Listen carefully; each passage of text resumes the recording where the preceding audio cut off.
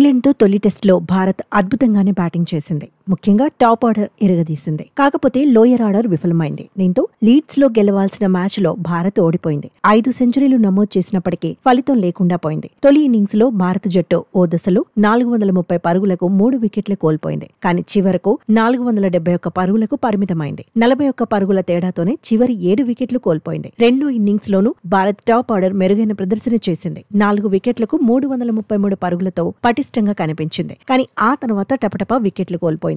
England బౌలర్లను lower order సమర్థంగా ఎదుర్కోలేకపోయింది. 364 పరుగులకే all out అయింది. 31 పరుగుల వ్యవధిలోని ఆఖరి 6 వికెట్లు కోల్పోయింది. దీంతో ఇంగ్లాండ్ ముందు భారత్ 370+ పరుగుల లక్ష్యాన్ని ఉంచగలిగింది. అయితే రెండు ఇన్నింగ్స్లోనూ భారత్ లోయర్ ఆర్డర్ రాణిస్తే పరిస్థితి వేరేలా ఉండేది. ఇంగ్లాండ్ పై ఒత్తిడి పెరిగేది. కానీ భారత్ ఆ పని చేయలేకపోయింది. ఇప్పటికైనా 5 టెస్టుల సిరీస్ లో భారత్ పుంజుకోవాలంటే లోయర్ ఆర్డర్ కూడా మెరుగైన ప్రదర్శన చేయాలనే కామెంట్స్ వినిపిస్తున్నాయి.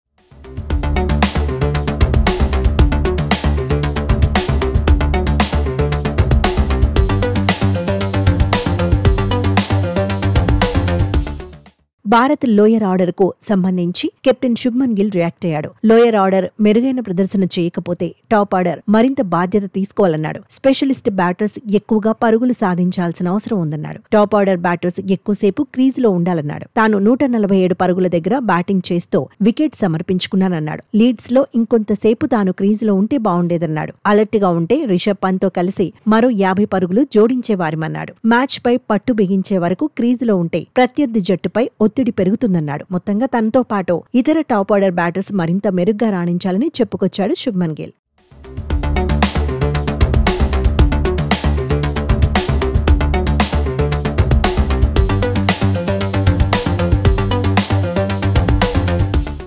మరోవైపు ఎడ్జ్బాస్టన్ టెస్టులో భారత జట్టు 3 మార్పులతో బరిలో దిగింది. రెండో టెస్ట్ నుంచి జస్ప్రీత్ బుమ్రా రెస్ట్ తీసుకున్నాడు. సిరీస్ ఆరంభానికి ముందే 3 టెస్టులకు స్టార్ పేసర్ పరిమితమవుతాడని అజిత్ అగార్కర్ స్పష్టం చేశాడు. అందుకు తగినట్టే ఎడ్జ్బాస్టన్ టెస్టులో బుమ్రా బరిలో దిగలేదు. సీనియర్ బౌలర్ స్థానంలో జట్టులోకి ఆకాష్ దీప్ వచ్చాడు. రెండో టెస్ట్ ఆడుతున్న తుది జట్టులో సాయి సుదర్శన్ కూడా లేడు. సాయి సుదర్శన్ స్థానంలో జట్టులోకి నితీష్ కుమార్ రెడ్డి వచ్చాడు. తొలి టెస్టులో విఫలమైన శార్దుల్ ఠాకూర్ ను కూడా టీం మేనేజ్మెంట్ పక్కన పెట్టేసింది. శార్దుల్ ఠాకూర్ స్థానంలో జట్టులోకి వాషింగ్టన్ సుందర్ వచ్చాడు. కుల్దీప్ యాదవ్ కూడా తుది జట్టులో చోటు దక్కించుకోలేకపోయాడు. బ్యాటింగ్ లో డెప్త్ పెంచుకోవాలనే ఉద్దేశంతో కుల్దీప్ యాదవ్ కు బదులుగా వాషింగ్టన్ సుందర్ కి టీం మేనేజ్మెంట్ జైకొట్టింది. ఇంగ్లాండ్ మాత్రం సేమ్ టీంతో బరిలో దిగింది. గత మ్యాచ్ లో గెలిచిన జట్టులో మార్పులు చేయడానికి ఆసక్తి చూపించలేదు. తొలి టెస్ట్ తర్వాత ఎంపికైన జోఫ్రా ఆర్చర్ కూడా బెంచ్ కే పరిమితమయ్యాడు.